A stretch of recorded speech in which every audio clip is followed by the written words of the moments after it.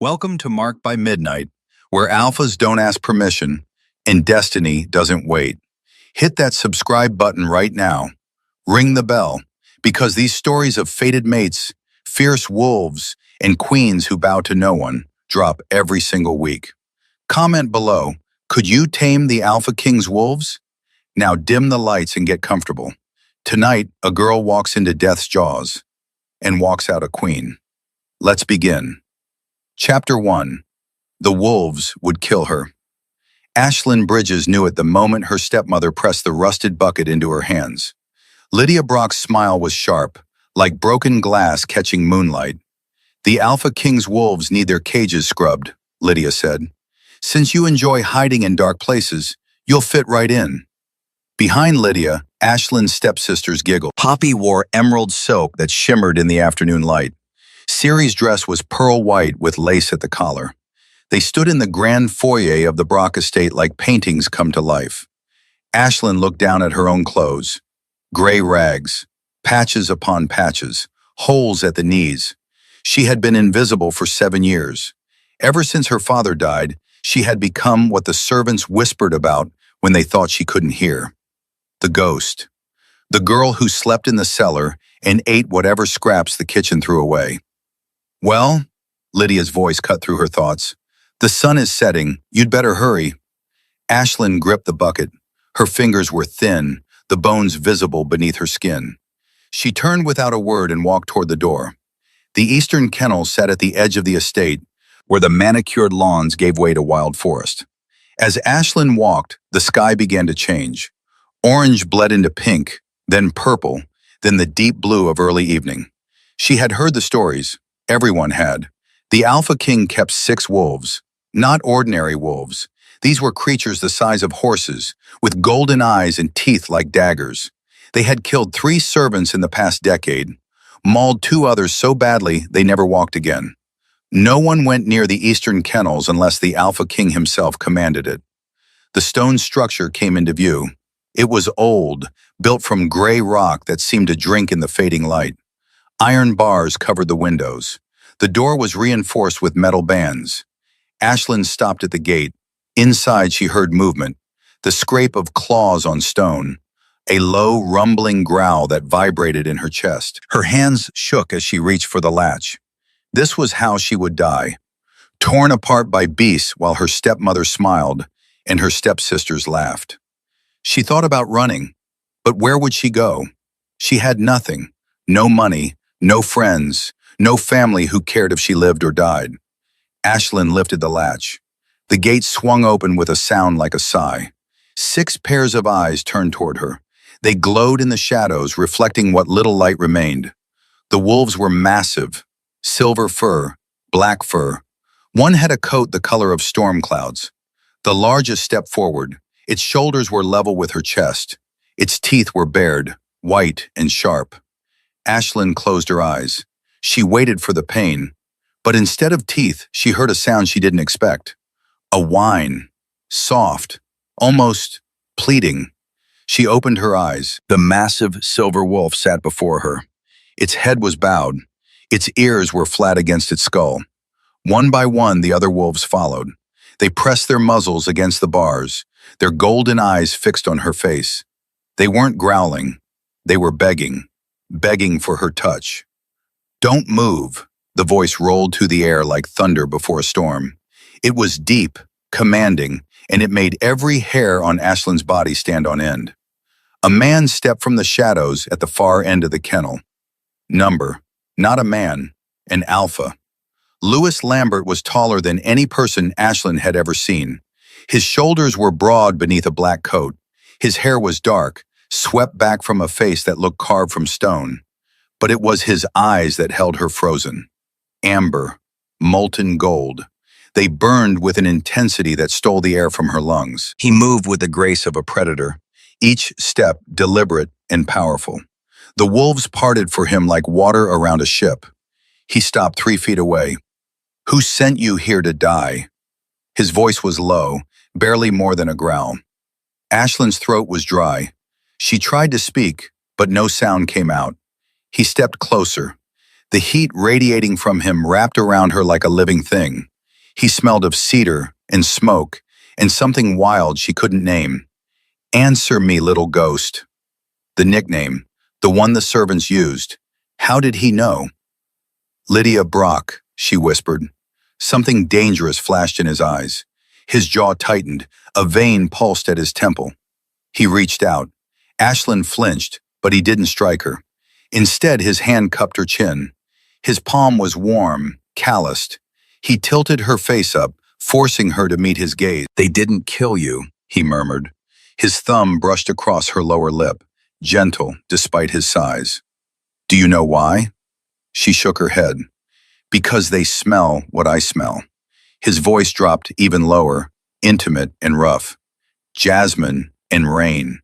A scent that has been missing from my soul for 300 years. 300 years? You are my mate," he said. The words didn't make sense. Ashlyn stared at him, her mind struggling to understand. "I don't. You will." He released her chin but didn't step back. "Pack your things. You're coming with me." "I don't have things to pack." His eyes swept over her. She saw him take in her thin frame, her ragged clothes, her bare feet. His expression darkened. "Then you have nothing keeping you here." He turned and gestured to the wolves. "Josiah, Wesley, Gerald, form up." The wolves moved instantly, surrounding Ashlyn in a protective circle.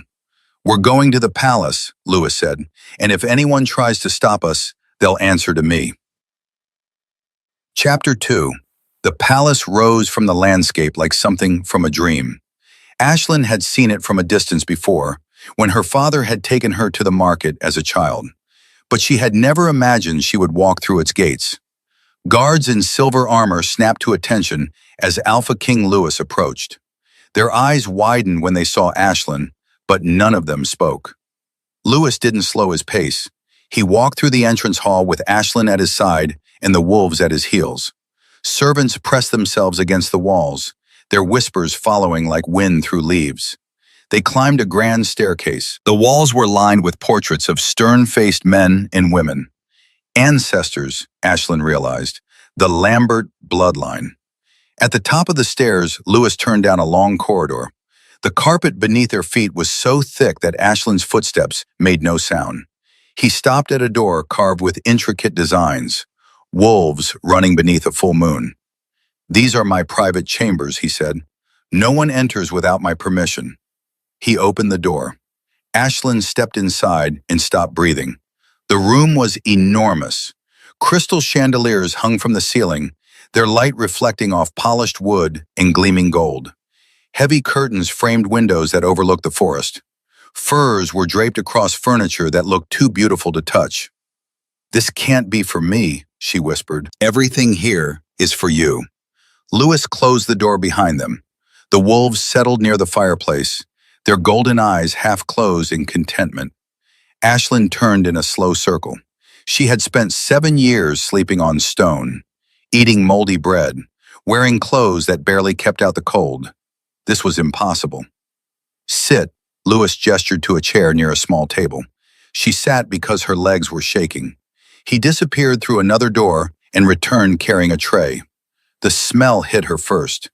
Roasted meat, fresh bread, vegetables seasoned with herbs she couldn't name. Her stomach twisted with hunger so sharp it hurt. Lewis set the tray on the table and pulled up a chair across from her. He filled a plate and pushed it toward her. "Eat." Ashlyn stared at the food. It was more than she had eaten in a month. "I don't understand," her voice cracked. "Why are you doing this?" "Because you're mine." He leaned back in his chair, his amber eyes never leaving her face. "And what's mine, I protect." She picked up a piece of bread. It was still warm, soft. The first bite nearly made her cry. Lewis watched her eat with an expression she couldn't read. His gaze lingered on her thin wrists, the hollow of her throat, the shadows under her eyes. "How long?" he asked quietly. "How long what?" "How long have they starved you?" Ashlyn set down the bread. 7 years, since my father died." His hand curled into a fist on the table. "And the scars?" She looked down. The burns on her forearms were faint now, but visible. Punishment for dropping a plate, for speaking when she shouldn't have. They wanted to make sure I remembered my place, she said. The temperature in the room seemed to drop. Lewis stood abruptly, his chair scraping against the floor. He paced to the window and stared out at the darkening sky. They will regret it, he said, his voice like grinding stone. Every moment of pain they cause you, they will answer for. You can't. I'm the Alpha King, he turned to face her. There is nothing I can't do. Ashlyn wanted to argue, but exhaustion crashed over her like a wave. She swayed in her chair. In an instant, Lewis was at her side. He caught her before she could fall, lifting her as if she weighed nothing. Sleep, he murmured. We'll talk more tomorrow. He carried her to a bed so soft she sank into it like a cloud. He draped a heavy fur over her shoulders. The weight was comforting, warm. His hand brushed her hair back from her face. His touch was gentle, reverent. Rest, little ghost, he whispered. You're safe now. As her eyes closed, she felt something she hadn't felt in 7 years. Hope. Chapter 3. Ashlyn woke screaming. She was back in the cellar, cold stone beneath her, darkness pressing in from all sides. She could hear Lydia's footsteps above her, each one a hammer blow to her chest. Strong arms wrapped around her. You're safe. You're with me. Lewis's voice cut through the nightmare. Ashlyn gasped, her eyes flying open. She wasn't in the cellar. She was in the palace, in a bed that felt like sleeping on clouds, and the Alpha King was holding her. He sat on the edge of the mattress, his arms around her trembling body. He wore no shirt. In the moonlight streaming through the window, she could see the muscles of his chest and shoulders, the scars that marked him as a warrior. I'm sorry, she whispered. I didn't mean to. Don't apologize. His hand moved in slow circles on her back. Tell me what you dreamed. The words tumbled out before she could stop them. She told him about the cellar, about the nights when Lydia forgot to feed her, about the times Poppy and Siri would lock her in the dark for fun. With each confession, she felt Lewis's body grow more tense. His breathing deepened. A low growl rumbled in his chest. They're monsters, he said when she finished. I'm nothing. Ashlyn pulled away from him, wrapping her arms around herself. Why would you want someone like me? I'm broken. Look at me. She refused. His hand cupped her face, gentle but firm, turning her head until she had no choice. You are not broken, he said. Each word was deliberate, heavy with conviction. You are the strongest person I have ever met. You survived 7 years of cruelty and still have kindness in your eyes. That takes more strength than any warrior I know. Tears spilled down her cheeks. I've waited 300 years for you, Lewis continued. His thumb wiped away her tears. Do you know what that feels like? To walk through centuries knowing something essential is missing. To see every sunrise and feel incomplete. I don't understand how I could be that important. Then let me show you. He took her hand and pressed it against his chest. Beneath her palm, she felt his heartbeat. Strong, steady. Close your eyes, he whispered. She did. Feel that? His heart. And beneath it, something else. A warmth that spread from his chest into her hand, up her arm, settling in her own chest. Our souls recognize each other, Lewis said. They're synchronizing. Two halves becoming whole. Ashlyn opened her eyes. The warmth in her chest pulsed in time with his heartbeat. I feel it, she breathed. The mate bond. His amber eyes seemed to glow in the darkness. It's rare. Most wolves never find their fated match. I thought I never would. But then you walked into my kennels, and everything I'd been missing fell into place. He leaned closer. His forehead rested against hers. You are precious beyond measure, he murmured, and I will spend every day proving it to you. His lips brushed against hers, soft, questioning. Ashlyn's breath caught. She had never been kissed before, never been touched with anything but cruelty. This was different. This was warmth and safety and something that made her blood sing. She kissed him back. Lewis made a sound low in his throat. His hand moved to the back of her neck, holding her close. The kiss deepened, growing from gentle to hungry. When they finally pulled apart, both were breathing hard. "Stay with me tonight," Lewis said. "Just sleep. I want to hold you." Ashlyn nodded. He settled beside her on the bed, pulling her against his chest. His arms wrapped around her, protective and warm. The wolves, who had been watching from the fireplace, moved closer, forming a protective circle around the bed. For the first time in 7 years, Ashlyn slept without nightmares. Chapter 4. 3 days passed like a dream. Ashlyn woke each morning to find fresh clothes laid out for her, soft dresses in deep blues and silvers, shoes that actually fit. Meals appeared 3 times a day, more food than she could ever eat. Lewis was never far. He showed her the palace gardens, where roses bloomed in colors she didn't have names for. He introduced her to his advisors, men and women who bowed to her as if she were already queen. But on the 4th day, the peace shattered. Ashlyn was in the library, running her fingers along the spines of leather-bound books, when a servant burst through the door. "Your Majesty," the young man gasped, "there are people at the gates. They're demanding to see Miss Bridges." Ashlyn's blood turned to ice. She knew. She didn't need to ask who. Lewis appeared in the doorway, his expression dark. "Come with me," he said. They walked through the palace, Lewis's hand warm and steady at the small of her back. When they reached the main gates, Ashlyn saw exactly what she had feared. Lydia Brock stood in the courtyard, flanked by her daughters. Next to them was a thin man in expensive clothes carrying a leather case. Behind them were 2 guards Ashlyn recognized from the estate. "There she is," Lydia's voice rang out. "Ashlyn, come here this instant." Lewis stepped forward, placing himself between Ashlyn and her stepfamily. The movement was subtle, but the message was clear. "State your business," he said, his voice cold enough to frost glass. The thin man stepped forward. "I am Gregory Hobbs, attorney for the Brock family. My client has come to collect her property." "Property?" Lewis's voice dropped to a dangerous growl. "The girl, Ashlyn Bridges." Hobbs pulled papers from his case. "She owes the Brock family 7 years of unpaid service. According to these documents, those documents mean nothing." Lewis didn't even glance at the papers. "Ashlyn Bridges is under my protection. Your Majesty, with all due respect." "Do you know what she is to me?" Lewis interrupted. His amber eyes blazed. "Do you understand what you're asking me to give up?" Hobbs hesitated. Behind him, Lydia's confident smile faltered. Lewis turned, reaching for Ashlyn. He pulled her to his side, his arm wrapping around her waist like an iron band.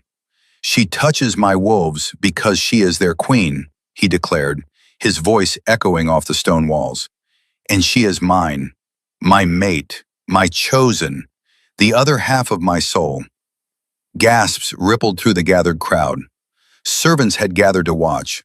Guards stood at attention. Everyone heard. "The mate bond is sacred law," Lewis continued. "Older than any kingdom, more binding than any contract. To mistreat a royal mate is not just cruelty, it is treason." Hobbs's face went pale. "Your Majesty, we didn't know." "Ignorance is no defense." Lewis's eyes fixed on Lydia. "You starved her, burned her, locked her in darkness. You sent her to die in my kennels." Lydia stumbled backward. We thought she was just what?" Lewis's voice was soft now, deadly. "Just a girl? Just an orphan? Just someone whose pain didn't matter?" Poppy burst into tears. Siri grabbed her mother's arm. "Leave," Lewis commanded, "and be grateful I'm giving you that option. If I see any of you near her again, if I hear you've spoken her name, I will show you what happens when someone threatens what belongs to an alpha king." The threat hung in the air like a blade. Lydia Brock, for the first time in 7 years, had nothing to say. She turned and fled. Her daughters and lawyer scrambled after her. The guards followed at a distance. When they were gone, Lewis turned to Ashlyn. His expression softened. "Are you all right?" he asked quietly. She nodded, but her hands were shaking. He pulled her into his arms, holding her close. "They can't hurt you anymore," he murmured against her hair. "I promise." Ashlyn pressed her face against his chest and believed him. Chapter 5. That night, Lewis found Ashlyn in the royal garden. She sat on a stone bench surrounded by night-blooming flowers. The moon was full overhead, painting everything in silver light. "You've been hiding," he said, settling beside her. "Not hiding, thinking." "About?" Ashlyn looked up at the moon. "About how different my life is now. A week ago, I was sleeping in a cellar. Today, the Alpha King called me his mate in front of dozens of witnesses. Do you regret it?" "No," she turned to face him. "I'm terrified, but I don't regret it." Lewis reached out, tucking a strand of hair behind her ear. His fingers lingered against her cheek. "What terrifies you?" "That I'm not enough." The words came out in a rush. "You're powerful and strong and immortal. You've lived for centuries. I'm just me, broken and scared and—" "Perfect," Lewis interrupted. "You are exactly who you're supposed to be." He stood and held out his hand. "Dance with me." "There's no music." "There's always music if you listen." Ashlyn took his hand. He pulled her to her feet and into his arms. They swayed together slowly, the only sound the whisper of wind through leaves and the distant call of night birds. "I need to tell you something," Lewis said after a moment. "The mate bond we share, it's not complete yet." "What do you mean?" "There's a ceremony, a marking. It's how we bind our souls together permanently." His amber eyes searched hers. "But I won't do it unless you choose it, unless you choose me."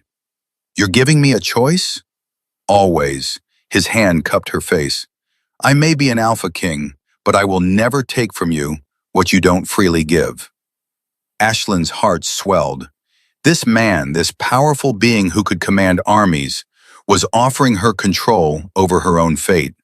She had been powerless for so long. "I choose you," she whispered. Lewis's breath caught. "You're certain?" "For 7 years, I survived by telling myself that someday things would be different, that someday I would be free." She placed her hand over his heart. "You made that someday real. So yes, I choose you. I choose this. I choose us." The kiss that followed was nothing like their first gentle brush of lips. This was fire in need, and 300 years of longing finally finding its answer. Lewis pulled her closer, one hand tangling in her hair, the other pressed against her back. Ashlyn wrapped her arms around his neck, rising on her toes to meet him. When they finally broke apart, both were breathing hard. "The marking ceremony," Lewis said, his voice rough. "It should be done under the full moon, with the pack as witnesses." "When?" "Tomorrow night, if you're ready." Ashlyn looked up at the moon, then back at the man who had saved her life in more ways than one. "I'm ready." Chapter 6. The ceremony began at midnight. The palace courtyard had been transformed. Thousands of candles flickered in the darkness, their flames reflected in pools of water arranged in circles. The pack had gathered, hundreds of wolves and their families, all dressed in ceremonial finery. Ashlyn stood at the entrance in a dress of silver silk. It flowed around her like liquid moonlight.